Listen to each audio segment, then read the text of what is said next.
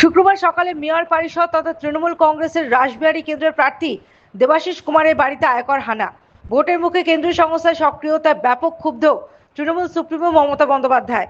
কোচবিহারের রাসমালা মাঠের নির্বাচনী সভা থেকেই সরব হলেন তৃণমূল নেত্রী।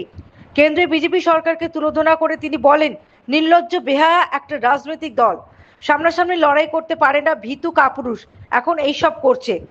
এখানেই শেষ নয়, কোচবিহারের মঞ্চ থেকে ক্ষুব্ধ মমতা সুর চড়িয়ে প্রধানমন্ত্রীর উদ্দেশ্যে প্রশ্ন ছুড়ে দেন। তিনি বলেন, নোটবন্দি করে সবার টাকা কেড়ে নিয়েছিলেন প্রধানমন্ত্রী, বলেছিলেন দেশে কালো টাকা ফিরিয়ে আনবেন। আগে জবাব দিন, আপনি কি কালো টাকা আনতে পেরেছিলেন? আর আজ কালো টাকার হুন্ডি নিয়ে পশ্চিমবঙ্গে বসে আছেন আর তৃণমূল কংগ্রেসের পার্টি অফিসে হানা দিচ্ছেন, প্রার্থী বাড়িতে গিয়ে হানা দিচ্ছেন, আমার প্লেনে রেড করতে আসছেন, আমার নিরাপত্তা কর্মীদের উপর হানা দিচ্ছেন। এর সঙ্গেই বিজেপিকে ভীতু কাপুরুষের দল বলে অভিহিত করে জনগণের কাছে ওদের বিসর্জন দেওয়ার আহ্বান জানান। আজকেও সকাল থেকে আমাদের তৃণমূল কংগ্রেস পার্টি অফিসে রাসবিহারীর এমএলএ দেবাশিস কুমার, তার বাড়িতে সকাল থেকে রেড চলছে এবং তার অফিসেও রেড করেছে। কিন্তু ইলেকশনের টাইম আমাদের যারা ইনকাম ট্যাক্স দেখে তার বাড়িও তুমি রেড করতে গেছো। তোমাদের কিসের জাত? যারা বজ্জাত, জাতির নামে বজ্জাতি সব জাত জালিয়াত করছে খেলা। যে দাঙ্গা করে তার থেকে বড় বজ্জাত আর কেউ হয় না, এটা মনে রাখবে। যার কোনো জাত নেই সে হচ্ছে বজ্জাত, নির্লজ্জ। এই দুজন দেশের বসে আছে দুটো চেয়ারে, আর একটা বসে আছে অপদার্থ। 1, 2, 3 এদের বিদায় দিন।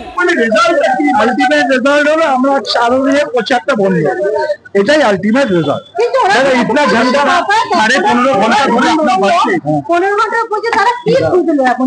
সেটা আমার মনে হয় যারা খুঁজলো জিজ্ঞেস করুন, আমি তো বলে লাভ নেই। তাহলে যারা খুঁজলো কি খুঁজে পেলো, ডকুমেন্ট দিতে হবে, ওদের লিখে দিয়ে যেতে হবে কি কি পেয়েছে। আমার মনে হয় বেটার ওদের জিজ্ঞেস করে বলুন। আবার কথা বলছেন, হ্যাঁ আমি তো বারবার বলছি যে অভিযোগ কি আছে ওদের জিজ্ঞেস করুন, ওরা দিক ডকুমেন্ট তার কাউন্টার আমি নিশ্চয়ই। শুনুন, আমার একটা থেকে সুবিধা, আমি আমার মার্জিনটা বাড়লো বলে আমার মনে হচ্ছে। কারণ আমি প্রথম আমার এই যে বারবার আটকে দেওয়া হচ্ছে, আমার সত্যি কেউ খুব ভীত হয়ে গেছে। যাই হোক, আমি নিশ্চিত আমার যেটা সব থেকে আমার ভালো লেগেছে, এতক্ষণ যারা ছিলেন আমি সমস্ত অফিসারকে ধন্যবাদ জানাবো।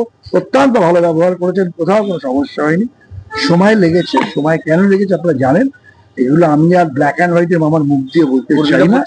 আমি পরিষ্কার এটা বলতে পারি, আমি পায়ে হেঁটে আমার কনস্টিটিউয়েন্সি ইতিমধ্যেই 90% কভার করে দিই। Bureau report, the United India news.